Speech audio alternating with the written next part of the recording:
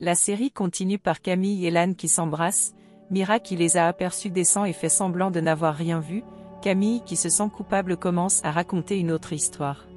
Mira décide d'avouer qu'elle les a vus et que cela n'est pas la première fois, Lan essaie de nier mais elle continue à exprimer tout ce qu'elle pense, comme le fait que Lan la trompe avec une fille qui ne se soucie pas de ses rêves, ceci en racontant toutes les mauvaises choses que Lan disait de Camille. Elle réprimande Camille aussi et s'en va, ensuite cette dernière se sentant mal, préfère aussi s'en aller en laissant Lan toute seule.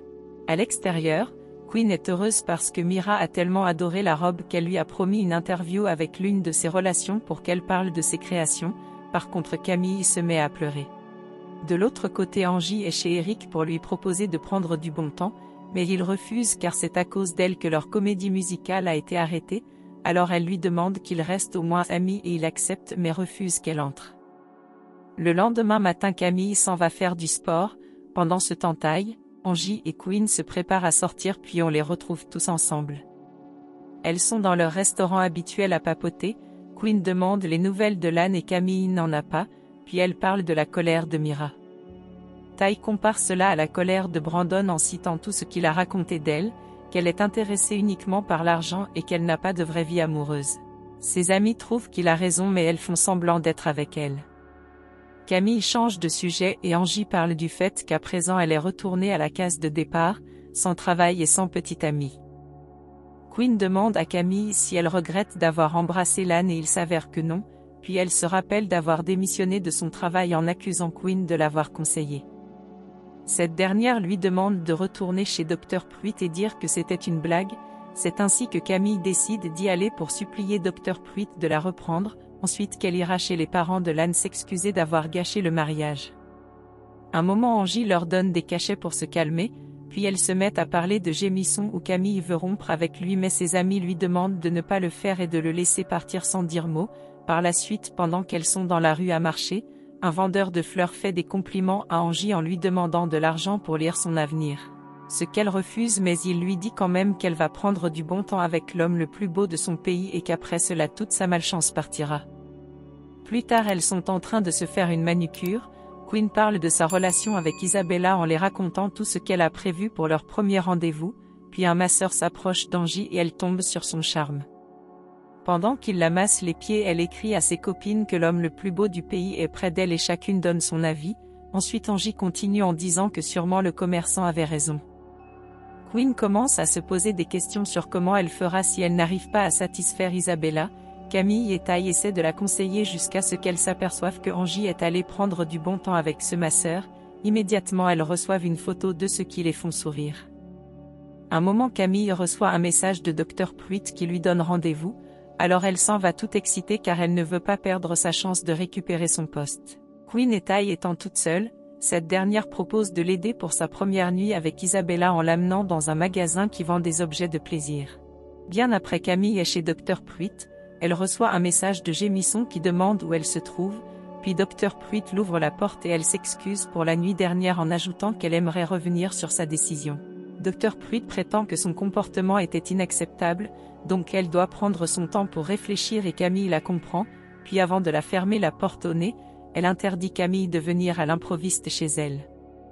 Pendant ce temps Ty et Queen sont déjà dans ce magasin, et cette dernière est tellement mal à l'aise surtout qu'elle ne comprend rien à ses outils, alors elle commence à paniquer et Ty lui demande de penser juste qu'elle va s'amuser, mais à un moment elle aussi se met à parler seule en insultant Brandon et en disant que même ses copines le soutiennent, ce que Queen refuse.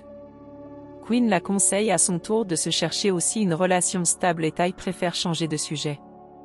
Plus tard Angie est toujours avec le masseur et ils viennent de finir de prendre du bon temps, elle lui parle du commerçant qui a prédit leur rencontre et en ajoutant qu'à présent elle aura de la chance, alors le masseur propose de prendre du bon temps une seconde fois pour doubler sa chance et elle accepte. Bien après lorsqu'il la raccompagne, elle rencontre le colocataire du masseur nommé Jacoan et il l'intéresse immédiatement, alors elle fait allusion à une sœur jumelle qui la ressemble comme deux gouttes d'eau et qu'elle aimerait les mettre en contact. Camille arrive chez les parents de Lan et elle est reçue à l'entrée par tante Tammy qui se fâche contre elle de l'avoir fait dépenser pour le mariage, ceci en demandant pourquoi elle laisse son petit ami pour Lan qu'elle avait rejeté dans le passé, puis elles entrevoient la mère de Lan, Tai passe devant une boutique pour chiots et pense aux paroles de Brandon qui disait qu'elle a beaucoup d'amis mais que personne d'elle ne connaît qui contacter en cas d'urgence. Elle décide d'entrer pour faire un choix. Un moment elle appelle Camille pour demander son avis, et cette dernière lui parle d'un engagement qu'elle doit tenir beaucoup d'années puisque les chiots ont une longue vie, ce qui l'effraie. Elle change de sujet et Camille l'annonce que Dr. Pruitt a promis de réfléchir avant de lui donner une réponse, ensuite que la mère de Lan lui a avoué qu'elle espérait toujours qu'ils se remettent ensemble, ce qui lui met un grand soulagement. En exprimant ses sentiments, Mira arrive derrière elle, et elle préfère raccrocher. Cette dernière la réprimande d'être présente une fois encore sur son chemin. Camille se met à s'excuser plusieurs fois mais Mira ne les accepte pas en disant qu'elle doit assumer ses choix, et Camille s'en va triste. Tai, toujours à la boutique, s'amuse avec un chiot jusqu'à ce qu'elle se rende compte qu'elle ne peut pas bien le garder, alors elle s'en va. Ce même jour, Camille débarque une fois encore chez Dr. Pruitt et cela ne la ravit pas. Elle prétend qu'elle est venue démissionner une seconde fois car la décision avait plutôt été bien réfléchie, mais qu'elle partira après avoir fini son semestre. Dr. Pruitt lui donne du respect pour cela et accepte sa décision avant de lui fermer une fois encore la porte. Le soir, Quinn et Isabella sont de retour de leur soirée. Stressée, Quinn ne cesse de parler et Isabella se met à l'embrasser, alors elles vont dans la chambre pour s'amuser. Pendant ce temps, Angie est avec Jacoan. Elle se fait passer pour sa sœur jumelle et le masseur aussi ne s'aperçoit pas, puis elle avoue que c'est elle et qu'elle n'a pas de sœur jumelle. Jacoan lui dit que c'est débile de faire cela, alors elle se met à culpabiliser en disant qu'elle doit grandir, mais puisqu'elle est déjà sur place, elle propose quand même qu'ils prennent du bon temps. Tai s'en va à présent dans une boutique pour plantes. Elle demande qu'on lui donne une plante qui nécessite moins de soins et la vendeuse le lui donne, puis à la maison à peine quelques minutes elle l'a déjà détruite, ce qui l'inquiète pour sa personne. Camille rentre chez elle et à l'entrée elle trouve Gémisson qui l'annonce tout heureux qu'à présent il ne rentrera pas dans son pays, qu'il a refusé le poste qu'on lui propose pour être près d'elle, ce qui ne ravit pas Camille. Que va-t-elle faire à présent que Gémisson a tout lâché pour elle? Et Tai va-t-elle se décider à être dans une relation sérieuse? La série continue par Camille qui présente à Gémisson qu'elle n'est pas heureuse qu'il ait décidé de rester. Elle prétend qu'elle ne veut pas être la responsable d'une décision importante alors que pour lui elle passe avant tout. Il lui pose la question sincèrement et elle ne répond pas, alors il s'en va tout énervé. Angie est de retour à la maison très heureuse. Elle se met à crier le nom de Quinn pour lui raconter sa soirée. Cette dernière la rejoint et demande qu'elle fasse moins de bruit parce que Isabella est endormie, puis elles se mettent chacune à parler de leur nuit, ceci en montrant à quel point elles ont été satisfaites de leur partenaire. Un moment, Quinn aperçoit la tablette de Gégé et se rappelle qu'elle doit rompre avec Sean mais cela la désole. Angie propose qu'elle reste avec les deux. Quinn par contre refuse en insinuant qu'elle commence vraiment à aimer Isabella. Par la suite, c'est au tour d'Angie de donner les détails sur sa soirée. Puis Isabella arrive et Quinn demande qu'elle parte se recoucher. Le lendemain matin, Camille donne son cours, et à la fin elle aperçoit que Lan était présent et cela la ravit, alors il s'approche et il l'avoue être prêt pour qu'ils se remettent ensemble, ce qu'elle accepte sans hésiter, puis ils s'embrassent. Immédiatement ils sont à la maison et n'ont pas l'air très à l'aise, ensuite ils se mettent à papoter. Lan lui explique que malgré l'arrêt du mariage il n'a pas eu de graves problèmes venant de Mira. Puis Camille parle de la réaction de Gémisson lorsqu'elle n'a pas manifesté sa joie après avoir appris qu'il reste dans le pays à cause d'elle. Lan demande à savoir si Gémisson est au courant de leur relation et il s'avère que non, alors il se met à l'accuser d'être la cause de l'annulation de son mariage, ce qui met en colère Camille et les disputes commencent au point où Lan préfère s'en aller. Plus tard, Camille raconte sa dispute à Tai et Angie. Elle trouve que Lan a néanmoins raison, puis après être installée sur leur table pour dîner, Angie leur raconte qu'elle est allée tester sa chance en allant jouer au jeu à gratter, et plusieurs fois elle a gagné un nouveau ticket à gratter. Un moment, les filles demandent où est passée Quinn et Angie répond qu'elle est occupée à vouloir faire plaisir à Isabella, au point où elle a peur que Quinn lui mette à la porte pour s'installer avec cette dernière.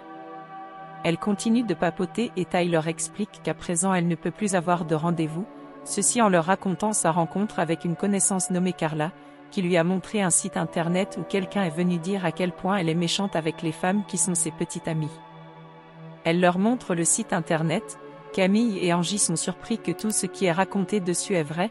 Par contre, Tai prétend que cela devrait rester privé, car à présent elle aimerait changer et commencer à bien traiter les femmes. Pire encore, elle craint que l'avocat de Brandon tombe dessus, C'est ainsi qu'elle se met à leur expliquer sa situation avec Brandon. Camille, en visitant le site, constate qu'il y a aussi des avis négatifs à propos d'elle, et elle se met à chercher la personne qui a écrit cela. Un moment, Quinn arrive très heureuse et parle d'Isabella au point où ses amis deviennent jalouses. Camille à son tour parle du commentaire qui dit qu'elle est fauchée, mais Quinn prétend que c'est Angie seule la fauchée. C'est ainsi qu'on aperçoit cette dernière qui est allée gratter une 8e fois son ticket et malheureusement elle n'a rien gagné. Énervée, elle s'en va faire ses achats et se fait cogner par un homme nommé Marcus sur qui elle tombe immédiatement sur son charme et réciproquement. Marcus l'invite directement et quelques minutes après, ils sont chez lui. Sa belle villa impressionne tellement Angie qu'elle n'arrive pas à se retenir. Elle demande à savoir pourquoi il est célibataire et il s'avère qu'il attend la bonne personne. Un moment, il lui propose qu'ils prennent du bon temps et elle accepte. Au même moment, Quinn et Isabella sont à une soirée où elle s'ennuie tellement qu'elle préfère rentrer. Le lendemain matin, les filles sont tous ensemble à papoter. Ty leur explique que les commentaires négatifs sur le site vont rester à vie car elle n'a rien pu faire pour qu'on efface, mais elle promet à Camille de continuer à chercher un moyen, puis elle décide d'arrêter leur jeu pour mieux discuter. Ty parle alors d'une autre fille nommée Zoé avec qui elle aimerait bien s'amuser, surtout que cette dernière ne demande aucun engagement. Autour d'Angie, elle parle de Marcus et on aperçoit les clichés où ils étaient en train de prendre du bon temps et elle n'a pas apprécié parce que son c'était minuscule. Les filles se moquent et Angie avoue qu'elle supporte cela juste parce qu'il a une belle maison, et donc elle devrait déjà se préparer au jour où Quinn la mettra à la porte pour s'installer avec Isabella. Camille aussi raconte que depuis sa dispute avec Lan, ils ne se sont plus parlé malgré qu'elle lui a envoyé un message et Quinn essaie de la rassurer.